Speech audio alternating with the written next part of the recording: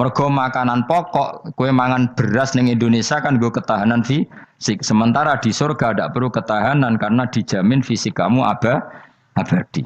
Paham? Bisa ulang lagi ya. Kalau di dunia kan kue butuh mangan pokok supaya mempertahankan fisik. Karena fisik kamu rawan rusak kalau tidak makan makanan pokok. Sementara di surga fisik kamu tidak mungkin rusak sehingga tidak perlu makanan sing pokok. Kabeh sifatnya makanan mau gue enak-enakan tok. Ora perlu lali hifdzi sihatin, ora perlu gue jaga kesehatan. Mergo li anna ahlal jannati krana sak temene penduduk swarga iku mustaghnuna semuge kabeh an hifdziha saking jaga sihah bi khalqi atsadihim sebab gawe jasad ahli swarga digawe lil abadi krana selawase lawas. Dadi kamane di surga kamu tidak perlu mikir obat, enggak perlu mikir pakanan sing menguatkan karena fisik kamu sudah didesain abadi. Jadi butuh makan itu hanya menunjukkan untuk kenikmatan. Jadi kamane ada semuanya itu demi kenikmatan, tidak demi menjaga ketahanan. Karena tubuh kita pasti sudah tahan karena didesain lil abad untuk selawase lawas. Wahum haluti ahlul jannah mukramuna den mulyakno kabeh billahi taala kelan ganjarane Allah taala. Maksudnya kelan ganjaran sing diaturno oleh Allah Subhanahu wa taala. Fi jannatin ing dalem swarga kang penuh nikmat. Ala sururin ing atase pira-pira napa bayang utawa pira-pira napa singgasana mutaqabilin hale adep-adepan kabeh layar ora ningali sapa badung sebagian wong akeh kofa badin ing sitoke sebagian sing liya. Dadi gamane ahli swarga iku ora ana wong ngungkur-ungkuran lho. Dadi semua kalau ketemu madhep ora kaya ning Jawa, nek ora cocok mungkur. Iku ning donya, nek ning akhirat wis kabeh ketemu wani madhep. Artinya wani madhep ku gak ada masalah. Cara wong Jawa kan ngoten. Wong iku diutang aku, nak ketemu ora madhep. Wong iku tahu bodoni aku, nak ketemu ora madhep. Di Jawa itu kan bahasa itu sudah benar. Orang itu punya utang saya, sehingga kalau ketemu saya tidak berani tatapmu muka. Nah di surga itu kalau ketemu berani tatap muka, artinya apa? Antar mereka tidak ada masalah sama sekali. Yutafu dan iderno atau diidarno alaihi mengatasi ahlul jannah ala kul dan saben-saben suci minhum sangi ahlul jannah apa bikasin kelawan gelas. Wa ta'al kasu alina iku ada bisa robi klan ono isine minumane kasu. Min mainin saking arak sing seger. Min khamrin tegese arak ya jri kang lumaku apa ikla khamr ala wajil ardi ing atase bumi jabani bumi kan haril mak kaya dene sungene banyu. Dadi arak diharamno ning donya mergo soben dihalalno ning akhirat. Dadi malah ana ancaman sing ngombe arak ning donya ora bakal ngombe teng napa akhirat ya kecuali kalau mau tobat. Bedoa terputih, asad tegese banget apane badan putih minal laban dibanding susu. Ladatin terenak eladi tegese enak li syaribin kudu sing ngombe. Bi khilam bi khamri dunya kelan beberitani arak dunya fa inna khamrat dunya iku karihatun iku ora nyenengno ing tasyurbi nalikane dinombe. La fiha ora ana iku tetep ing dalem khamrah. Haulun utawi dadekno mabuk ma tegese perkara yahtalu kang iso ngilangno apa mauku lahum ing akale wong akeh. Arak-arak di akhirat nanti itu tidak arak yang memabukkan. Walahum lan ora ana te ahlul jannah anda sange arak yunzafuna iku didadekno mabuk sapa ngak fatiza wa kasra minna sabasyarif wa anzafa yaskaruna tegese dadi mabuk sapa ngake utawa yusiruna dadi mabuk sapa ngake bi khilafi khamri dunya hali berbedane arak dunya. Jadi mereka ngombe arak tapi tidak mabuk. Mereka punya bidadari banyak tapi ora selingkuh ora darani zina. Mulane ning donya ora usah zina, sebenarnya ning akhirat ana widadari akeh. Wayu ora usah mbayarno. Wis ayu ora cerewet ora njaluk blonjo supaya penak lah. Ning donya serapati ayu njaluk blonjo ngomel aduh ribet. Mesti bojomu ora bojoku. Wa indahum qasil. Tapi ngalami kabeh ora apa-apa sunnatullah napa? Ben seru menapa? Tapi sepi lho. Omah esuk-esuk ora ono ngamuk sepi. Tapi angen-angen ya bener. Ben napa? Omah iku hidup. Omah iku napa? Wa indahum qasiratut tarfiin. Wa indahum lan iku ana ing sanding ahlul jannah qasiratut tarfi utawi bidadari sing pandangane itu terbatas. Manane habisatul ayun tegese muk membatasi pemandangan ala azwajina ing atase bojone bidadari. Dadi ning swarga bojomu ayu enggak pernah memandang cowok lain. Gak kepikiran delok wong liya. Ora usah mbok takono. Nek ning donya piye Gus? Tapi takono dhewe kok takon. Wong sing alami kowe kok takok aku. Layang durna ora ningali sapa kok para widadari la ghirihim maring liyane bojone li husnihim krana apike bojone mereka indauna ana ing sandinge widadari. Dadi widadari ku didesain mok roh gantenge wong mok bojone tok. Nak ro wong liya mbok ketok ngopo pokoke roe nak sing apik ya bojone tok. Nak ning donya piye coba takokno. Nak ning donya kan bojom sering istighfar. Nah nasibe aku wis nduk bojo ngene ngono terus. Sampai ngandani anak sing perawan ngene, "Nduk kowe buka-buka aja ngalami koyo aku." Mateno wong tenan. Muji bojone wong liya ora tau gelem muji bojone dhewe. Lah nek takok, "Lah kok ngono, Gus? Kowe lau tekem ya ngono." Ndek bojo iku ngeluh. Lah iya akhirnya diwales pangeran bojomu untuk kowe ya. Lha kowe dhek lakonan ngono. Wah tangga kabeh bojone ayu kok aku tok sing bisa terusno dhewe-dhewe. Wae kabeh dihisab dhewe-dhewe. Dan bidadari kelakuannya ra ngono piye? Membatasi matanya hanya untuk suaminya karena mereka tidak pernah melihat kebaikan selain suaminya. Nah lagi di bojo ngono berarti min ahlil jannah. Yo mau cuancang ning kamar iku bener ora wong liya. Ben sing ganteng kowe tok jan sing lanang kowe tok. Tapi dianggap wong stres ya. Kena undang-undang saiki penjara. Ngajak bojo ra gelem kok peksa napa? Iku mesti bojone ayu sing akan mlebu penjara. Nek bojone elek kan padha ra gelem.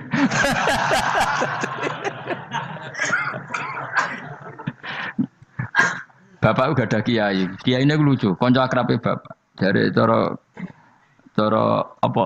Cara kancane bapak ngono. Ana wong bojone elek, iku sampean hisabe gede. Lah kena apa iki? Lah anak ora tahajud salahno pangeran wis bojo elek kok ora duha, ora tahajud.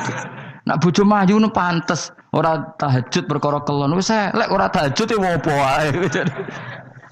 Dadi kiai iku memperberat hukum. Dadi cara kiai iku wong kok bojone elek, iku sampean disalahno pangeran. Kenapa kira tahajud?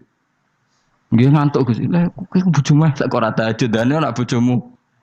Ayo, malah ora tau tahajud. Mulane pangeran gambaro nabi sempurna. Nabi ku nak tahajud. Iku Aisyah turu ning ngarepe. Aisyah ku wahyu prawan turu ning ngarepe. Iku tetep diterusno tahajud. Jajal kowe di bojo wahyu, apa tahajud terus bojomu gelem kira-kira mbok terusno to? Milih ndi? Wong bojomu elek ora tau tahajud, mau kelon apa meneh bojomu. Kanjeng Nabi gambarane iku pe salat. Aisyah turu ning ngarepe, iku diterusno salat. Sampai Aisyah kecewa, piye wong iku malah tahajud terus sih. Masyhur ngene hadis-hadis. Aku ora ngarah, kowe kebayang. Di bojo ayu ape tahajud, pas bojo apian. Lah iku parah meneh wis bojone elek. Kelon ra gelem mergo elek, tahajud ra gelem mergo ngantuk, gak di prestasi. Lafit ora donya ora akhirat. Parah wis. Marah ini ngene iku marah ini.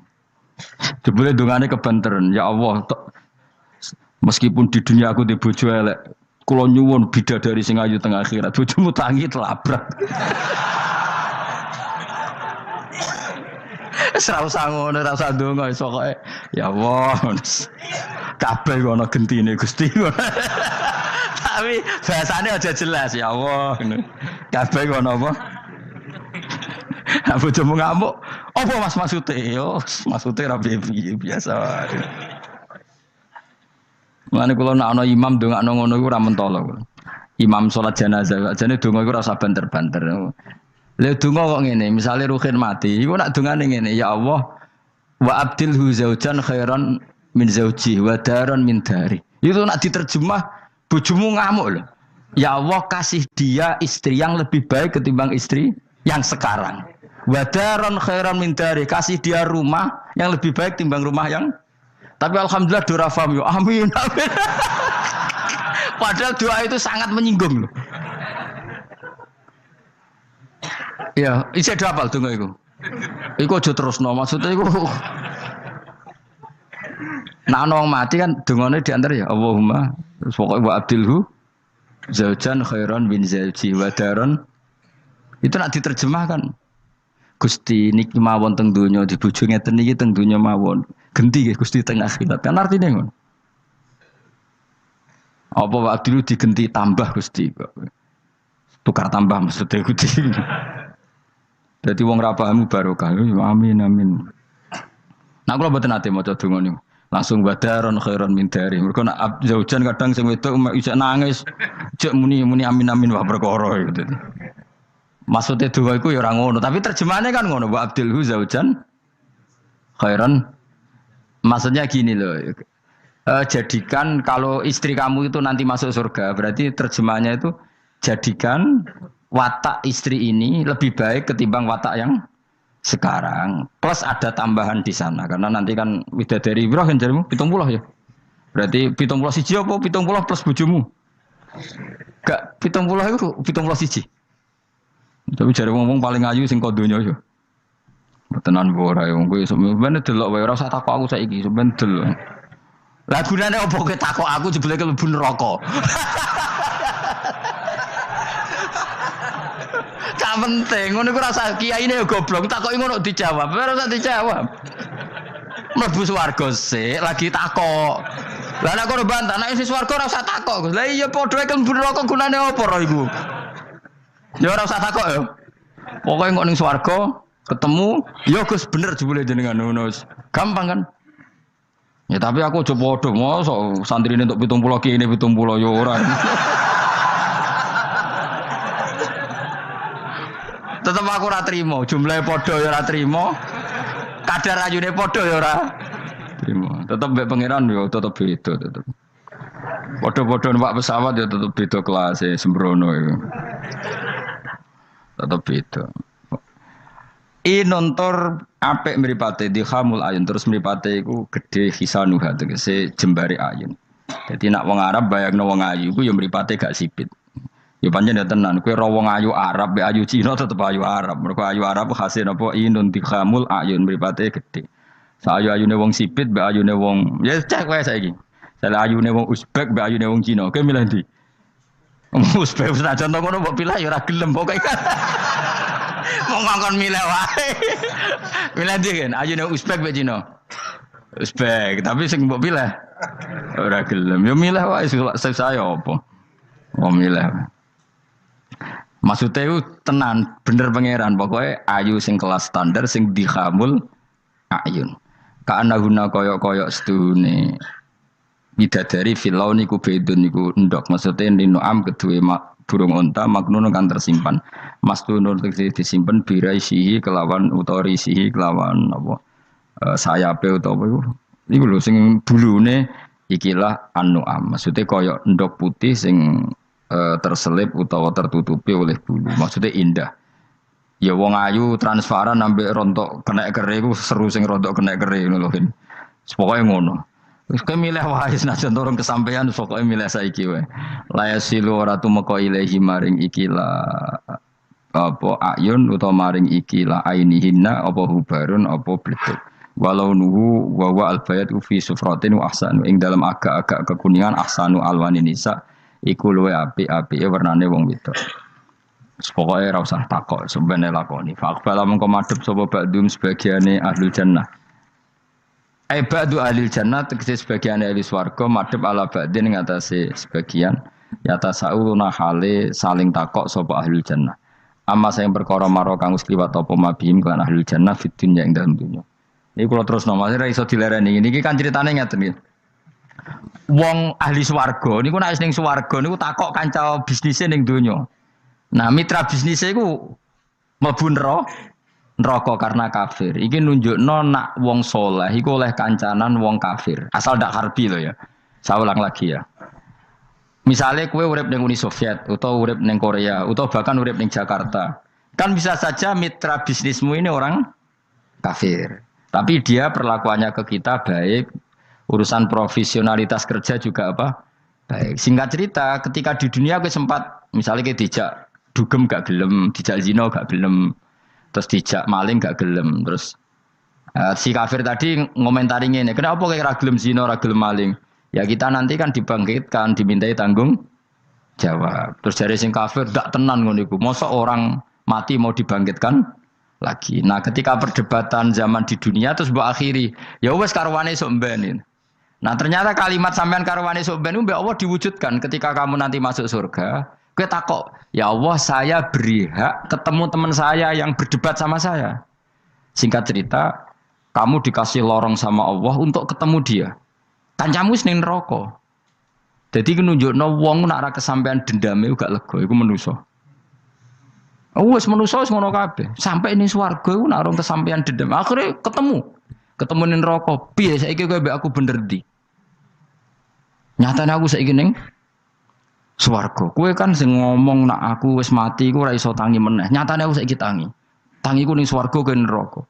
Bar ketemu kabeh lega lagi dibalekno ning swarga. Lha wis disebut fal yaumal ladzina amanu minal kufari yadhakun alal araiki yang zurun hal suwibal kufaru makanu yafalun. Jadi nanti kamu yang punya teman-teman di masa lalu dikei kursi dilunggono dhuwure neraka, tapi sudah diatur mbek pangeran sedemikian rupa supaya kowe ora ceblok. Tapi nek aku milih ora usah jajal aja, mau tetep wis milih. Artinya nek kowe dendam ku dituruti mbek pangeran. Misalnya ana wong sing ning donya kok ngojah ngaji ta, entuk apa? Kowe cek mangkel diomongi ngono. Terus kowe baru kayak ngaji jalan mlebu iku ora lega nek gak ketemu wong iki. Lah repote jebule ketemu wong iki swargane sak dhuwure kowe. Wah yo. Repot. Akeh-akeh ora insyaallah ora, nek sing nyai insyaallah ora bakal swarga sak dhuwurmu. Tapi yo nek umat Nabi muga-muga di sepuro. Nan dhuwure wis takoki, lho ketok nanya aku kok swarga sak dhuwurmu. Bariku aku gebutun terus istighfar. Sementara ke bar tanya dedam terus, mulane swarga ndek. Lah ngono ya repot to. Tapi intine ning ayat iki iku ana wong saleh kancanan wong kafir. Zaman ning donya sering dinyek nak sampean ra ono hari kebang. Lah iku wong sing mukmin mlebu swarga iki gak lega sedurunge mengkonfirmasi ulang ketemu koncone sing zaman ning do. Dan iku ambek Allah diberi hak. Napa diberi?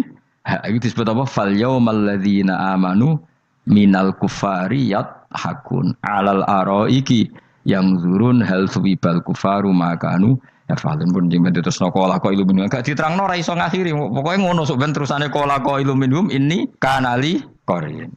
Setelah saya jadi kiai dan penelitian, saya itu berkali-kali didatangi dokter, tentara, juga polisi. Mereka sering bilang gini, Gus saya ini dokter negeri. Saya ke NTT, ke Papua, karena saya muslim, berkebutuhan Islam, maka dibikinkan musola, dibikinkan masjid. Kalau kiai tidak bisa, bikin sendiri urunan mau narik siapa. Mau narik tarikan di jalan yang mau nyumbang siapa. Tapi kalau kebutuhan negara, karena tugas negara, ya difasilitasi negara dan tidak dianggap misionaris karena negara. Begitu juga di beberapa negara yang non muslim kayak di Argentina, di Venezuela itu ada masjid, ada kajian Islam ya karena duta besar dan itu aparat negara. Disinilah kearifan para ulama berkoalisi dengan umarok dengan makna yang positif bahwa agama ini harus ditopang umarok, sistem negara. Tentu di situ ada tentara, ada polisi, ada macam-macam. Kita sebagai kiai juga enggak berdaya di depan para bandar narkoba apa-apa kalau enggak ada BNN. Kita mau apa dengan korupsi kalau enggak ada KPK. Sehingga kearifan para guru-guru kita, mulai Mbah Maimun, bapak saya sendiri, NU, Muhammadiyah, semua ormas-ormas Islam itu pasti maulah kerjasama. Karena kita siapa ya? Kalau enggak kerjasama.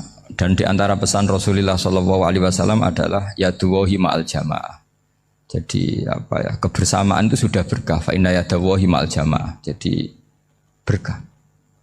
Lalu kenapa saya kalau ngaji bawa kitab? Ini agak sebetulnya itu lazim. Lazim itu suatu yang harus. Tapi karena kelamaan mubalek itu tidak pakai kitab. Seakan-akan bawa kitab itu yang aneh. Sebenarnya aneh mereka. Karena begini logika simpelnya ya. Umat Nabi ini berhak dapat apa coba? Berhak dapat warisan yang paling luhur, paling hebat, paling jernih. Apa itu Quran dan hadis? Pertanyaannya, siapa yang paling punya hak otoritatif untuk menerangkan Quran hadis? Ulama. Ulama yang mana? Ya yang kapabel, yang sudah diakui dunia kayak Imam Ghazali, Imam Bukhari, Imam Syafi'i. Artinya kalau kita tidak pakai materi itu ulama mendapat pikiran kita, bukan mendapat pikiran mereka. Saya ulang lagi, kalau kita tidak pakai materi yang otentik, yang orisinil, umat ini mendapat pikiran kita, bukan pikiran mereka. Maka saya berusaha supaya teman-teman atau semua umat Islam dapat pikiran-pikirannya Imam Ghazali, pikiran-pikiran Imam Bukhari, pikiran-pikiran Abdul Qasim Al-Junaidi, Kejernian-kejernian Abu Yazid Al-Bustami. Kejernian itu diantaranya adalah misalnya makalah yang menurut saya itu makalah yang super. Jadi untuk ngadepi krisis karena COVID atau karena apalah. Itu lama dulu sederhana sekali. Beliau punya rumus yang mungkin jarang didengungkan orang, tapi saya akan kampanye rumus ini. Al-istighna, haqiqatul istighna, itu adalah al-istighna anis syai' labihi. Jadi pemenuhan kebutuhan yang sebenarnya adalah kita berusaha menghindari sebanyak mungkin kebutuhan yang sekunder, yang enggak penting. Bukan memenuhi semua yang kita inginkan. Jadi misalnya begini ya, kalau kita lapar, itu keinginan kita itu makan enak apa asal makan? Tentu jawabannya asal makan yang sehat. Tapi kalau nuruti nafsu kita, makannya yang enak, teman makan ya enak. Terus di warung yang favorit. Ini kan satu kebodohan. Kenapa untuk makan saja butuh definisi sekian banyak? Yang kita harus kecewa, warung favoritnya bisa sudah tutup. Atau kita ke sana harus macet. Ribet. Yang benar-benar arif dan bijaksana itu adalah al-istighna anisya. Sesuatu yang tidak mendesak itu jangan jadikan kebutuhan. Sehingga kalau kita puasa misalnya, semua makanan itu enak karena kita sangat lapar. Sehingga Abul Qasim Al-Junaidi ketika ditanya, ma'idamu to'am, lauk makanan itu apa? Jawabannya lucu, alju, lapar. Kalau kamu lapar ya semuanya enak. Ini sudah mulai hilang. Kita bilang makan enak itu ya sate, ya gulai, ya pizza yang kita senang. Akhirnya apa? Untuk nikmati nikmatnya Allah itu kita jadi ribet. Apalagi yang orang-orang fasik harus ditemani perempuan yang tidak halal misalnya, atau harus ada ajudan, ribet. Nah pertanyaannya, orang yang ribet sama yang nggak ribet itu pinter mana? Pinter yang nggak ribet. Nah ini kearifan-kearifan yang mulai hilang. Lalu siapa yang bisa mewarisi itu? Ya ulama. Jadi ulama itu cara berpikir sebenarnya simple. Makanya mereka sering kalau tahajud itu, di antara makalah Sayyidina Ali paling terkenal dan yang menjadikan beliau punya derajat yang luar biasa, itu adalah kafani izzan antakuna li robban wa kafani fakhron an akuna laka abdan. Ya Allah, saya ini sudah begitu mulia, begitu terhormat dan sangat-sangat terhormat karena yang menjadi Tuhan itu Engkau. Jadi rumus pertama itu karena menjadi Tuhan itu Engkau. Hanya Tuhan yang abadi, Tuhan yang pertama, hanya Tuhan yang al-awwal. Coba ya Allah, kalau saya ini punya Tuhan Fir'aun, punya Tuhan mati jadi tontonan lagi, itu kerennya di mana coba? Andai kan kita punya Tuhan Fir'aun. Atau punya Tuhan yang asal usulnya manusia, apapun hebatnya manusia itu, kita punya Tuhan manusia itu. Tuhan yang lapar, yang kalau nggak makan mungkin pingsan, mungkin bisa kena COVID, nanti Tuhannya diisolasi, kayak apa? Makanya ketika Tuhan Allah menyindir ketuhanan selain Allah itu, Allah hanya menyindir dengan kalimat sederhana, kana yakulani to'am, yang kamu tuhankan itu masih makan. Artinya kalau nggak makan ya lemes. Jadi lama-lama ada orang gini, alhamdulillah tadi Tuhan mampir ke saya, kelihatannya lapar, setelah tak kasih makan sehat lagi. Susah nggak punya Tuhan yang seperti itu. Beda dengan Tuhan kita.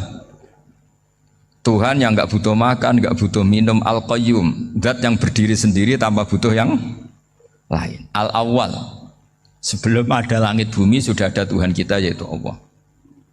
Bandingkan dengan Tuhan-Tuhan yang dipertuhan yang lain, yang adanya setelah bumi, misalnya Fir'aun dan sebagainya. Sehingga Sayyidina Ali pertama jadi kebanggaan apa? Kafani izzan antakuna li robban. Saya ini keren betul, karena punya Tuhan yaitu Engkau. Tuhan yang lahul asma'ul husna, Tuhan yang semuanya punya kebaikan, punya keabadian, punya keagungan. Terus wa kafani fakhron an akuna laka abdan, dan saya bangga sekali karena saya menjadi hambamu. Kalau saya jadi hambanya Pak Rektor ribet kan, sudah tak hormati ternyata nanti tidak rektor, ya kan ribet kan. Terus pokoknya ribet, jadi budaknya manusia itu ribet. Makanya ada seorang wali datang ke temannya yang jadi presiden atau jadi raja. Datang ke situ karena tidak punya uang, mau minta uang karena temannya raja. Setelah sampai sana ternyata temannya ini karena orang soleh pas berdoa, ya Allah saya minta ini, minta ini, minta ini. Terus si wali tadi pulang. Tanya, kenapa kamu pulang? Ternyata dia sama, masih minta-minta kayak saya. Jadi sederhana dia. Sama-sama minta kamu, minta zat yang kamu mintain katanya. Jadi dulu itu orang itu sebegitu dekat dengan Allah. Sehingga si raja ini terus ketemu wali tadi tanya, kenapa kamu menyepelekan saya? Padahal sekarang saya raja. Terus ditanya sama wali tadi, karena temannya.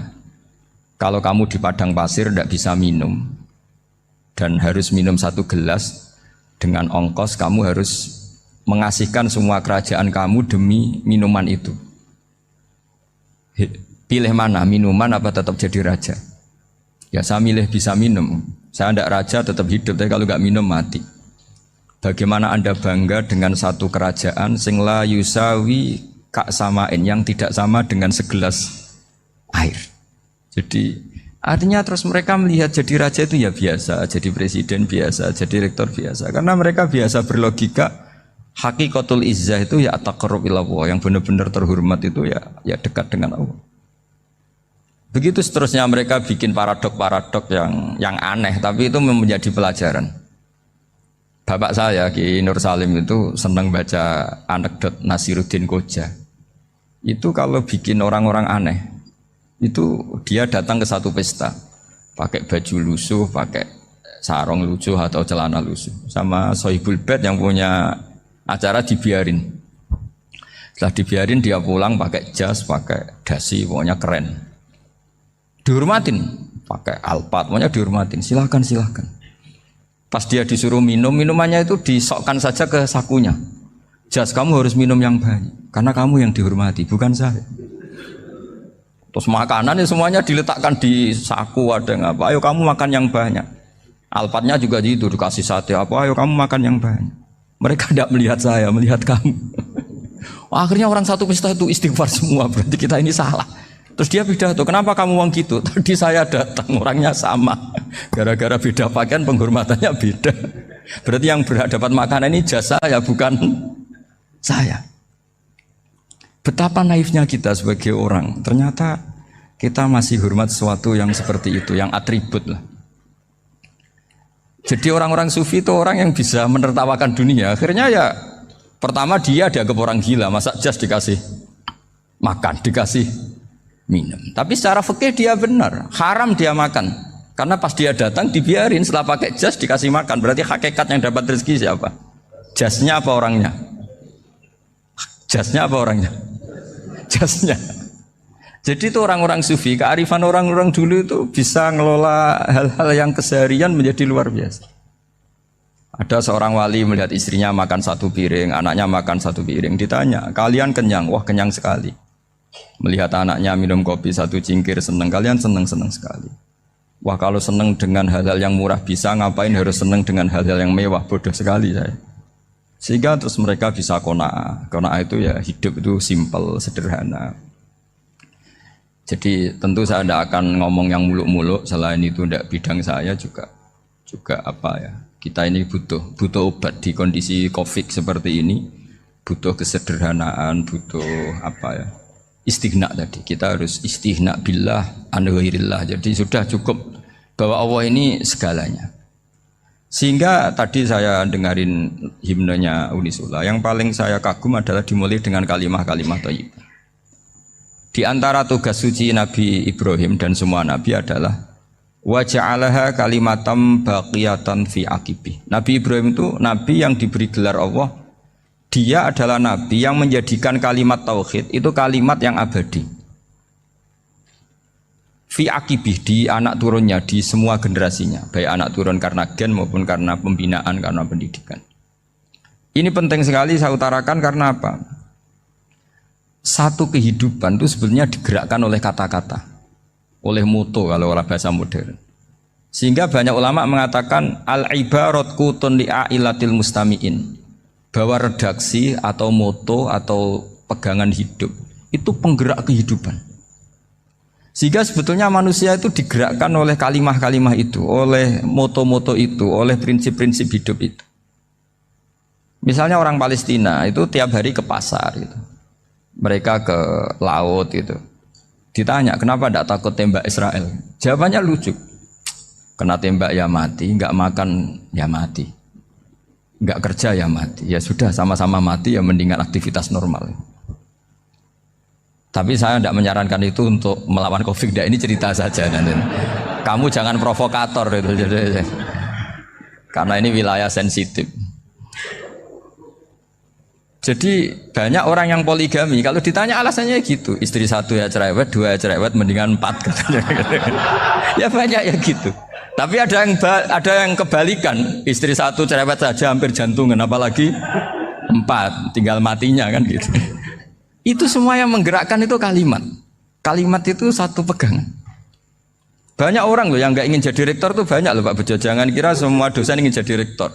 Melihat rektor sibuk rapat mempertahankan reputasi Unisula terus sering pegang kepala. Ngapain repot-repot? Jadi tukang sapu aja dapat gaji, ngopi, rokokan selesai. Bodoh amat jadi rektor, mikir orang banyak. Banyak loh orang yang nggak ingin jadi presiden tuh banyak.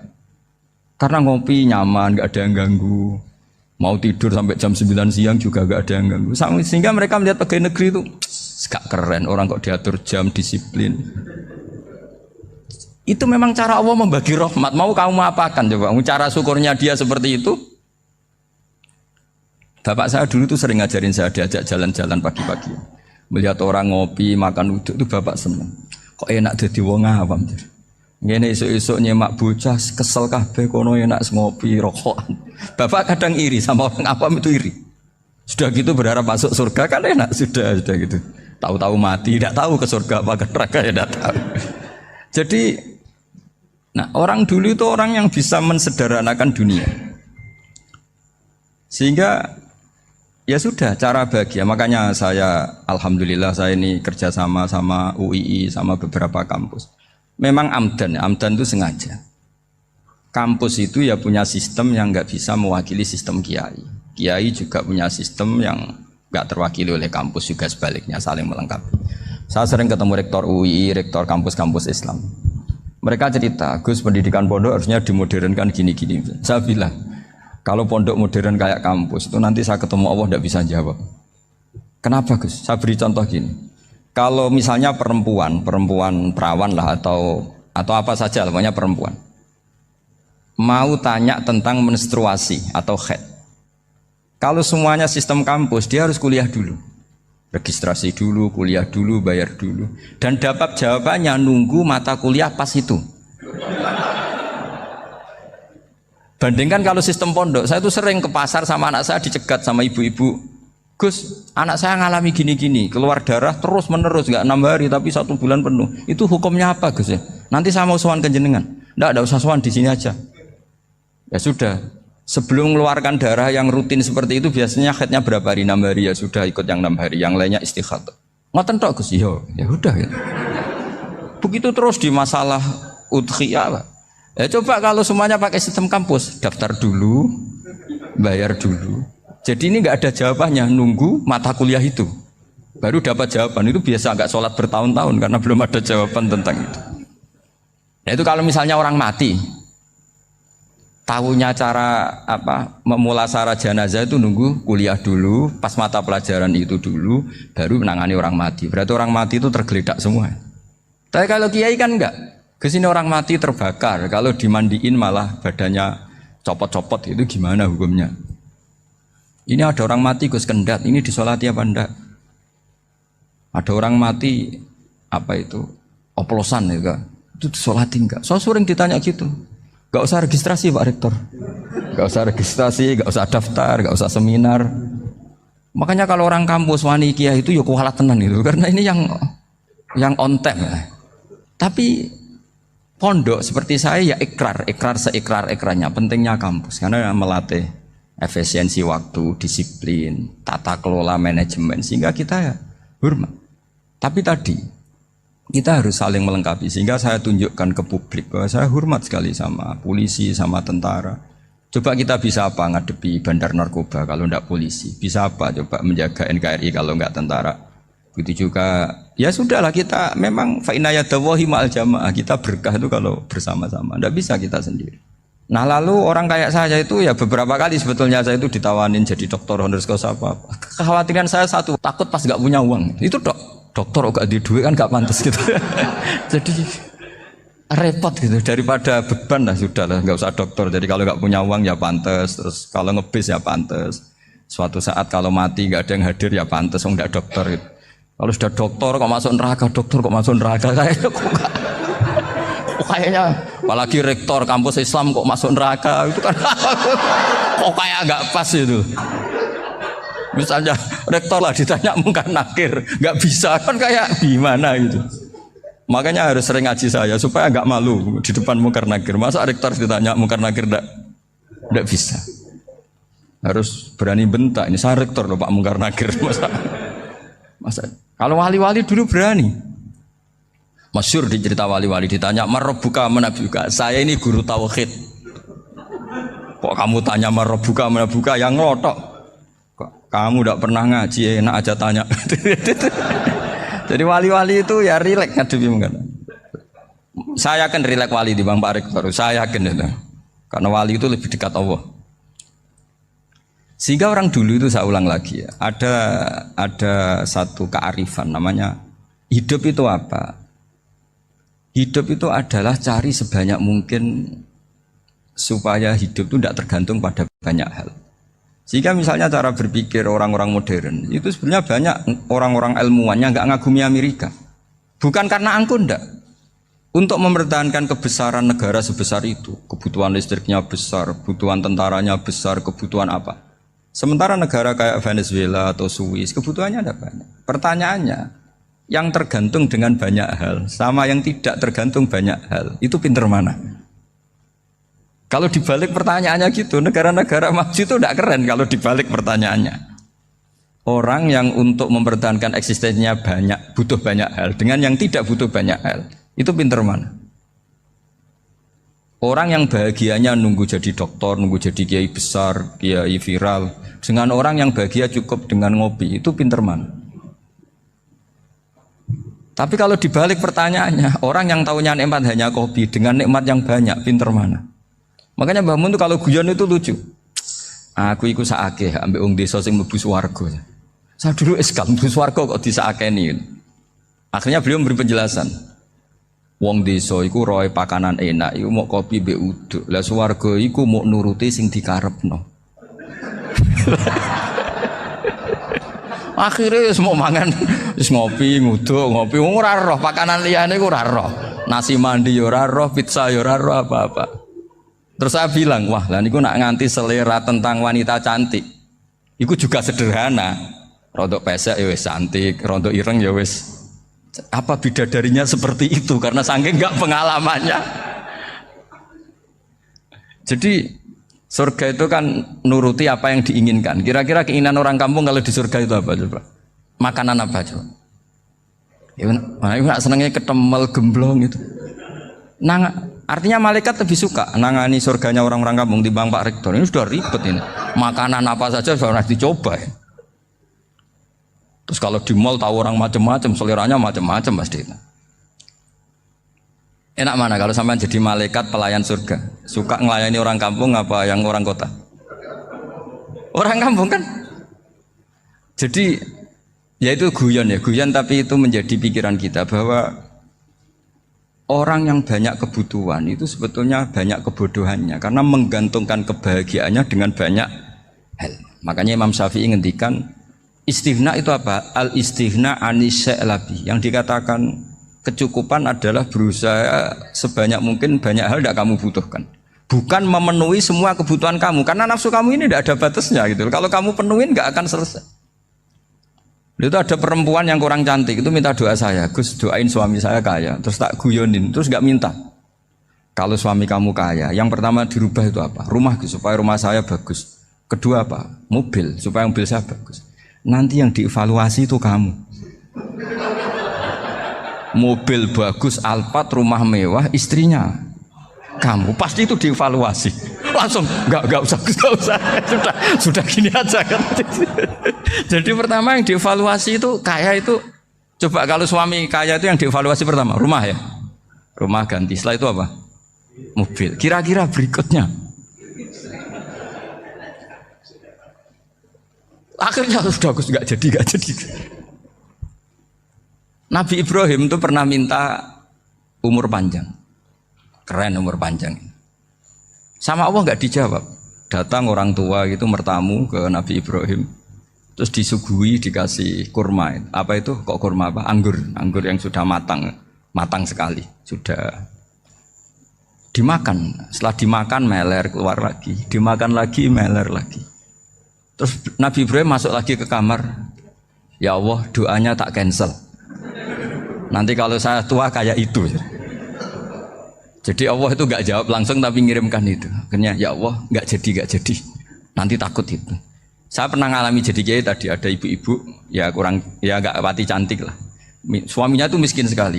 Minta doa saya supaya kaya. Bareng tak kasih pertimbangan itu udah nggak usah nggak jadi itu. Jadi itu kearifan. Tapi kearifan ini harus kita tanamkan. Saya nggak bisa membayangkan Indonesia yang besar ini, andai kan tidak ada qanaah, nerimo ing pantum. Coba sekarang ada Covid. Andai kan Indonesia tuh kayak Perancis. Saya beberapa kali punya tamu orang yang hidup lama di Perancis, bahkan dapat istri orang Perancis. Itu dulu nggak begitu mencintai Indonesia. Tapi setelah di Perancis 2 tahun, wah Indonesia hebat. Di Perancis tuh kata dia kalau cerita, semua kebutuhan masyarakat itu dibebankan ke negara. Apa saja minta negara, apa saja nyoal negara. Sementara Indonesia, coba kalau Indonesia mengalami seperti ini kok tidak ada qanaah rimo ing pantum, bisa kios Indonesia. Orang miskin nyalahkan negara, kelaparan nyalahkan negara, apa saja. Tapi barokahnya dididik kiai, jogeman nyalahno wong liya. Urip pun romo ing pandum, diame. Sampai gak ngerti kalau Covid. Banyak tuh orang-orang kampung itu, orang lugu-lugu itu. Mbah niki saking Covid, salam ning Covid, muga-muga umure panjang. Dikira Covid itu nama orang yang ahli sosial itu. Mbah niki dana saking Covid. Matur nuwun sampai no salamku, muga-muga umur panjang. Bingung kan yang nganterin ini. Ini gimana yang mau menjelaskan? Memang nggak paham, ribet kan. Tapi saya pastikan bahwa dengan keadaan seperti ini kita bahagia, kita stabil, itu jelas barokahnya kalimat tadi, moto tadi atau pegangan hidup tadi.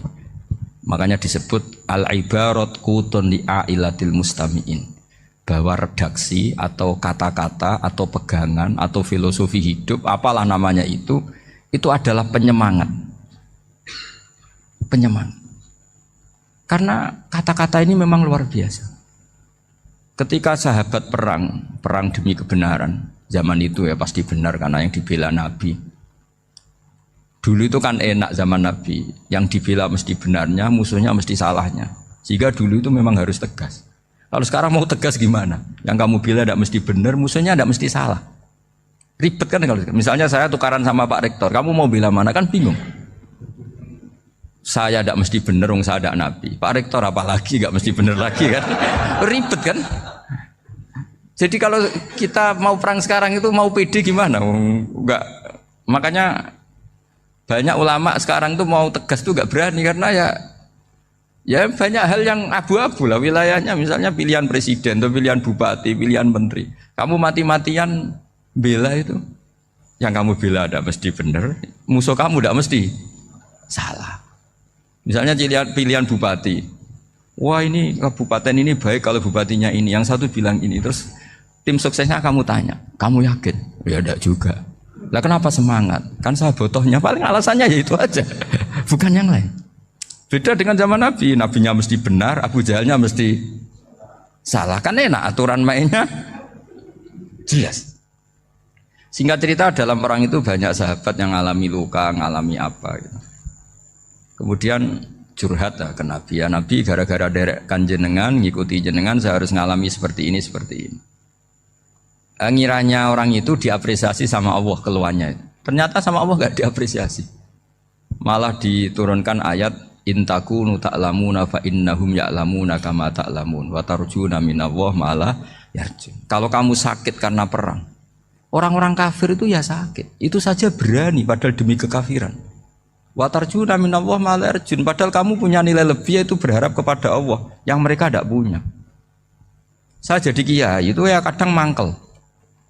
Karena yang benci ya benci, yang seneng itu ngel-ngel loh kayak Pak Bejo. Jadi semuanya ribet.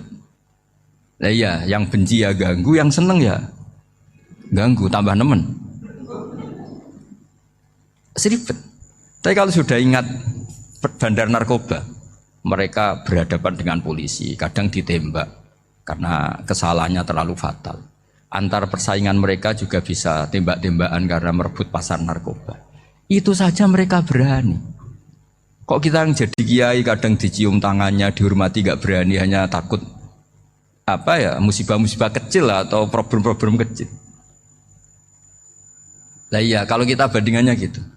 Kalau kamu mau tahajud kedinginan, itu masih nanti dihisab Allah itu gitu. Maling ayam itu keluar malam-malam, hanya dapat ayam. Itu gak takut dingin. Ya gak takut digebuki masa. Kamu mau tahajud saja takut dingin. Makanya nanti hisabnya orang soleh itu nanti dijajarkan orang dolim. Terus diperbandingkan. Wah itu habis kamu kalau itu. Jadi misalnya Unisola mau rapat, tapi ini malam, kalau malam dingin nanti sama masuk angin. Anak-anak pang di perapatan aja berani kamu. Kalau sudah perbandingannya gitu tuh ribet kita nanti. Makanya itu kalimat itu moto atau filosofi hidup. Sehingga diulang lagi nasihat itu. Iyam saskum korhun fakodu masal koma korhum mislu. Kalau kamu kena luka, orang-orang yang nggak benar juga akan kena luka. Itu aja berani demi ketidakbenaran. Masa kamu demi kebenaran nggak berani? Akhirnya orang itu, ya itu kalimat, itu heroik. Makanya kita ini penting ya, makanya tadi himne Unisula dimulai kalimat thayyibah. Karena kalimat ini yang menjaga kita kalimat ini. Misalnya tentang Tuhan. Kenapa orang Islam imannya kokoh seperti ini, termasuk yang sudah hidup di Amerika, di Australia, di mana-mana. Itu ya barokahnya ajaran atau barokahnya kalimah. Saya sebut kalimah saja pakai bahasa santri.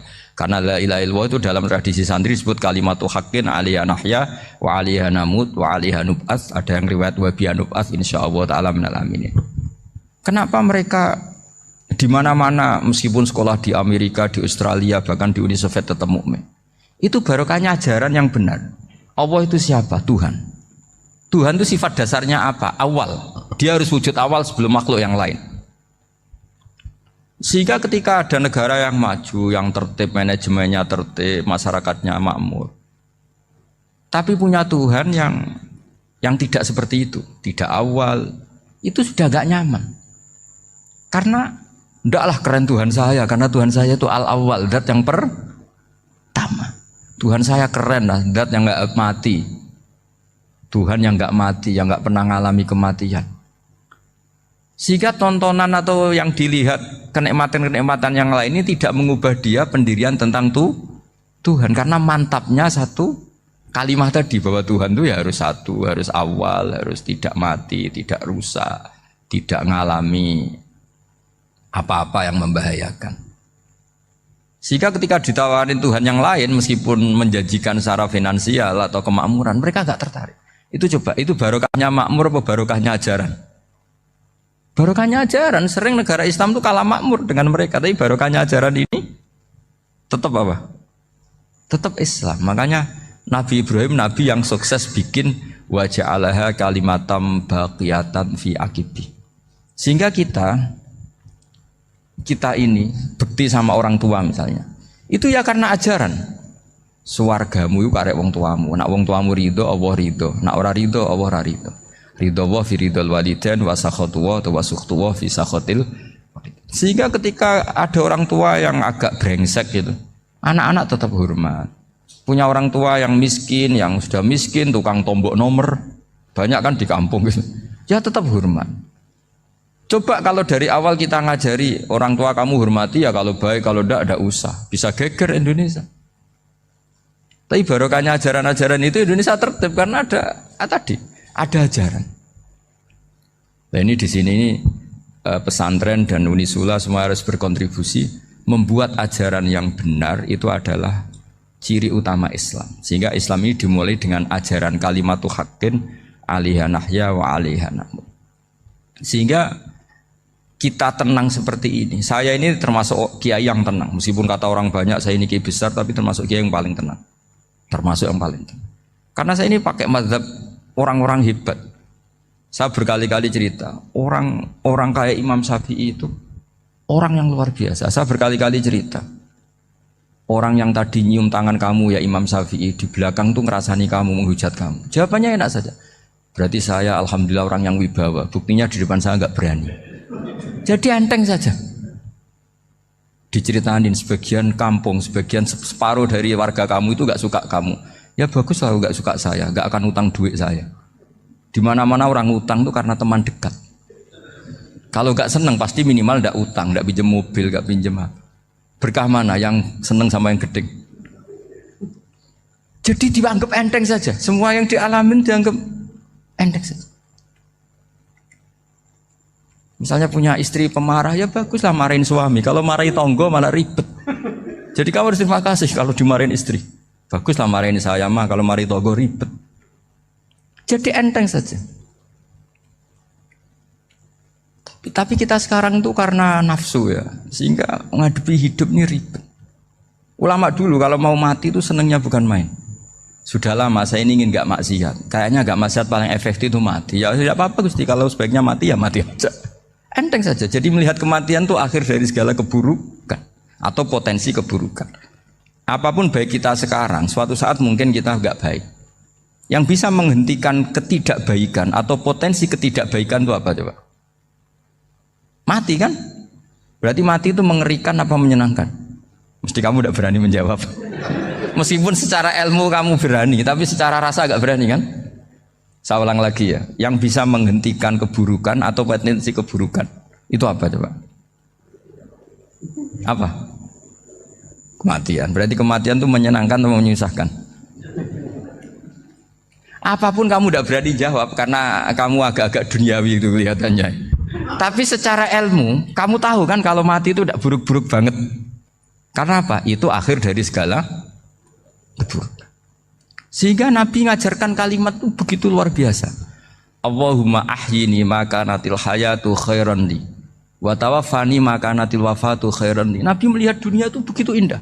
Ya Allah, kalau saya ini hidup, anggap saja hidup ini ziyadatan li fi kulli khairin, menjadi modal saya menambah segala kebaikan. Jika suatu saat saya mati, anggap mawon rohatan li min kulli syarrin, itu akhir dari segala keburukan saya. Sehingga mati hidup ya baik karena di situ kita bisa berkontribusi beramal soleh. Mati juga baik karena mengakhiri segala keburukan. Nabi nate ngendikan lagi, ajaban li amril mu'mini inna amrahu kullahu khair. Orang mukmin itu mengagumkan, semuanya baik. In asobathu na'ma syakara fakana khairan lah. Kalau baru dapat nikmat, dia syukur, maka itu baik. Wa in asobatu dharra sabara. Kalau dapat masalah mereka sabar, itu juga baik. Sehingga orang mukmin dua sisinya pasti baik. Itu juga kalimat, maksudnya moto atau pegangan hidup. Nah berikut ini saya beri contoh, ini kenangan saya, ini contoh terakhir. Masalah jadi orang terkenal maupun tidak. Di sini dicontohkan Imam Ghazali di halaman 367 di kitab saya 367 juznya 3 di kitab Ihya Ulumuddin. Di sini beliau cerita betapa untuk menjaga ikhlas sebaiknya orang itu tidak terkenal, tidak syuhrah, tidak terkenal. Oke, itu kita sepakat ya, karena kalau terkenal mungkin orang dipaksa publik dengan tanda kutip untuk selalu berbuat baik, tapi karena jaim lah, jaga image atau apa. Tapi ketika dibalik pertanyaannya, kamu rela yang terkenal itu orang nggak benar, sementara yang orang benar itu nggak terkenal. Lalu masyarakat taunya yang tidak benar. Kalau pertanyaannya dibalik gitu, orang baik wajib terkenal enggak? Kalau pertanyaannya dibalik seperti itu, dokter yang benar tidak terkenal, yang malpraktek terkenal. Kamu ingin kondisi seperti itu? Nggak ingin kan? Kampus yang bagus nggak terkenal, kampus yang bagus nggak terkenal, yang nggak bagus. Nah, artinya apa? Gara-gara olah kata, olah pikiran, ini logika jadi rubah. Lagi-lagi apa? Jawaban itu ada di kata-kata sebetulnya. Makanya bab-bab seperti ini tidak usahlah kita berdebat, berpolemik. Sebaiknya orang itu humul, menutup diri. Apa sebaiknya orang terkenal, itu nggak perlu seperti itu. Sudah terserah Tuhan saja. Makanya saya mulai dulu ngaji sampai sekarang itu ya tidak punya punya ikon tertentu atau punya website tertentu, enggak. Sudah terserah pangeran. Sudah, Saya juga tidak sok suci materialistik atau enggak ya tidak mikir saya. Bukan apa-apa ya karena saya ini kiai, jadi biasa urusannya sama Allah, tidak sama makhluk. Jadi pusing kalau sama sarah-sarahnya makhluk itu pusing. Meskipun rektor kalau nasihati saya pasti tidak saya terima, itu tetap makhluk itu sudah ada ngefek kalau saya itu sudah ada itu. Bukan karena saya sombong, ya memang makhluk betul gitu, bukan. Cuma nasibnya bejo aja, tapi makhluk tetap makhluk. Saya beri contoh ya. Ini makalah yang ditulis Imam Ghazali. Ya, i'lam aslahakawah anna aslal jahwa intisarus sayyid atau sayyidi wal istihar. Bahwa mazmum itu. Balil mahmudu al-khumulu illa man saharahu wa ta'ala linasri dini min ghairi takallufi talabi syuhrati minhu. Jadi kalau kamu ingin ibadah kamu selamat ya kamu jangan terkenal. Tapi resikonya adalah kalau kebaikan itu tidak terkenal maka enggak dikenali. Kalau enggak dikenali berarti masyarakat hanya punya percontohan yang tidak baik karena yang baik tidak terkenal. Jadi itulah ulama-ulama dulu. Jadi apa-apa itu dibanding-bandingkan. Kemudian nanti kelihatan jawabannya itu kelihatan. Jadi ulama dulu itu biasa ngarang misalnya afatun nikah, sisi negatifnya nikah. Harus ngurmat istri, harus macam-macam, kalau terlantar itu ya dosa. Seperti tadi Pak Marsudi cerita, kalau orang ngapalkan Quran itu takut lupa, kalau lupa itu jadi dosa. Pertanyaannya, kalau semua orang takut lupa, takut dosa, semua orang nggak hafal Quran karena potongan-potongan lupa. Cara berpikir tidak seperti itu. Kalau berpikir ya namanya hafalan ya inginnya hafal, kan nggak ingin lupa. Lah nanti kalau takdirnya lupa karena hal-hal yang dimaklumi oleh syariat itu enggak yang termasuk dosa. Yang dosa itu lupa takliwiri udhrin syar'iyyan, lupa yang tidak ada sebab yang apa? Syar'i. Tapi lupa bawaan EQ-nya tidak bagus. Lupa bawaan sering dibentak. Oh itu enggak masalah karena bawaannya orang tertekan itu ya lupa. Coba kamu hafal Quran. Terus punya kredit jatuh tempo. Pas hari itu aku yakin enggak cerdas sudah. Itu bawaannya orang tertekan itu pasti lupa. Jadi ya saya teruskan ya. Jadi terus ada makalah yang sangat bagus sekali tentang itu. Saya baca ya. Wa yadullu ala dzalika anna Allah azza wa jalla amaral anbiya'a bi idharil amali lil iktida wa khassahum bi mansibin nubuwah. Wala yajuzu ayyudhanna bihim annahum khurrimu afdhalal amalen. Jadi orang yang terlalu mendewa-dewakan khumul itu menutup diri. Oke itu baik karena dengan khumul, dengan menutup diri Anda tidak riya, Anda tidak pamer. Tapi kata Imam Ghazali, kamu juga harus ingat di antara syaratnya Nabi itu harus mengumumkan kalau beliau itu seorang Nabi. Harus memaklumatkan kalau beliau seorang Nabi supaya bisa diikuti. Caranya sholat harus diumumkan sehingga Nabi itu mengatakan harus jamaah. Karena dengan cara jamaah itu bisa solu kama ra'aitumuni usolli. Coba kalau Nabi sholatnya enggak diperlihatkan, kamu harus sholat yang benar. Caranya gimana ya Rasulullah? Itu rahasia. Bingung enggak kira-kira? Bingung enggak? Ya misalnya amal rahasia selalu lebih baik. Terus ada pertanyaan, Nabi ngendikan kamu sholat yang benar. Caranya gimana Nabi? Ya itu rahasia. Terus gimana coba? Tapi Nabi ngendikan apa? Shollu kama ra'aitumuni usolli. Ya sudah kamu sholat, niru saya sholat. Berarti Nabi sholatnya diperlihatkan apa disembunyikan? Diperlihatkan. Jadi begitu juga saya berkali-kali bilang, orang tahu kalau itu bidan ya berdasar tulisan itu bidan. Tahu kalau itu dokter gigi ya itu dokter gigi. Jangan sampai gara-gara tidak ada tulisan mau beli alat bangunan di dokter gigi. Mau periksa gigi di toko bangunan. Gara-gara apa? Enggak ada maklumat. Nah, di sini ulama-ulama selalu memaklumatkan dirinya. Termasuk Imam Ghazali ketika ngarang kitab dinamai Ihya Ulumuddin, bahwa kitab ini bisa menghidupkan ilmu-ilmu agama yang mulai hilang. Begitu seterusnya. Jadi ini ngaji ya. Jadi orang itu harus ngerti ya. Jadi jangan nuruti emosi sendiri atau logika sendiri. Bahwa saya suka humul, ya monggo, agama Islam menyediakan sarana itu. Uzlah itu ya punya sisi kebaikannya sendiri. Tapi syuhrah terkenal asal tidak nuruti nafsu juga punya sisi kebaikannya sendiri. Setidaknya umat ini punya satu master kebaikan yang mudah diakses.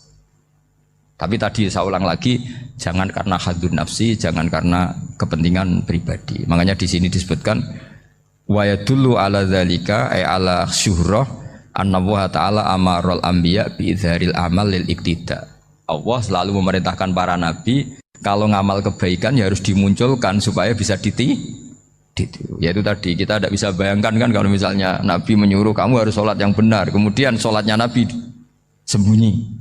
Kalau ditanya, Nabi saya niru siapa? Wah itu rahasia, kamu nggak boleh lihat sholat saya saat takut tidak ikhlas. Ribet kan? Sehingga jamaah itu statusnya tetap harus. Nah bedanya harus ini ulama berpendapat harus yang apa? Fardu kifayah. Tapi fardu itu maknanya harus. Tapi bukan berarti kalau nggak jamaah sholatnya nggak sah, nggak. Tapi statusnya jamaah tetap apa? Harus. Nah barokahnya harus ini orang yang baru sholat, sholatnya langsung benar karena ada yang diikutin. Coba kalau mantan dukun baru sholat terus sholat sendiri, itu mesti mirip mantra ya. Karena dia tidak ada master percontohannya. Tapi barokahnya ada master, orang paling bodoh pun kalau sholat ya benar, karena standar ada komandonya, ada imamnya. Sehingga Imam Ahmad malah berpikir keras, syarat sahnya sholat itu harus jamaah. Cara pikirannya Imam Ahmad keras sekali beliau. Sehingga kalau orang sholat sendiri kok ada orang lain yang maunya berjamaah harus bayar, orang itu harus bayar demi sahnya sholat. Itu madzhabnya Imam Ahmad. Tapi kalau madzhab Syafi'i hanya mengatakan itu fardu kifayah, yang kalau satu komunitas gak mau melakukan semuanya apa? Dosa. Jadi tak baca lagi biar dapat berkahnya Imam Ghazali. Wa qala qaumun asirru afdalu minal alaniyati. Terus kata sebagian ulama al alaniyah itu afdal minas sirri. Terus diperbandingkan baik yang mana amal dipertontonkan sama anda. Terus kata Imam Ghazali, kalau orang itu bisa jaga tidak riya, maka sebaiknya dipertontonkan karena kebaikan harus yang muncul, bukan yang tidak baik yang muncul. Makanya ketika memaklumatkan diri sebagai ingin jadi generasi khairah ummah, itu kalau diterjemah itu kan, wow, khairah ummah, umat terbaik. Itu kan kayak agak angkuh. Tapi nggak apa-apa, itu nggak apa-apa. Masa kita kampanye siap degradasi moral kan ya lucu kan, masa jualan gitu kan ya lucu. Kita memang ingin mengkhidmati ummah, berbakti dengan umat, membantu supaya jadi generasi khairan apa? Ummah. Tidak apa-apa dimaklumatkan supaya dengan itu umat punya sarana. Oh kalau ingin jadi khairan ummah kuliah di sini. Jangan lalu enggak gitu. Ya sama kita dokter, maklumatkan saja dokter gigi, dokter kandungan, dokter bedah. Sehingga orang kalau mau bedah ya jangan ke dokter kandungan. Jadi barokahnya maklumat ya. Jadi saya mohon sekali ini, saya sendiri sebetulnya orang yang nggak siap terkenal sebetulnya, tapi ya sudah terserah Allah saja. Kalau itu cara Allah menyebar kebaikan, ya monggo. Pokoknya kita tawakal saja sama Allah Subhanahu wa Ta'ala. Saya kira demikian. Assalamualaikum warahmatullahi wabarakatuh. Mergo makanan pokok, kue mangan beras ning Indonesia kan gue ketahanan fisik. Sementara di surga tidak perlu ketahanan karena dijamin fisik kamu abadi. Paham, bisa ulang lagi ya. Kalau di dunia kan kayak butuh mangan pokok supaya mempertahankan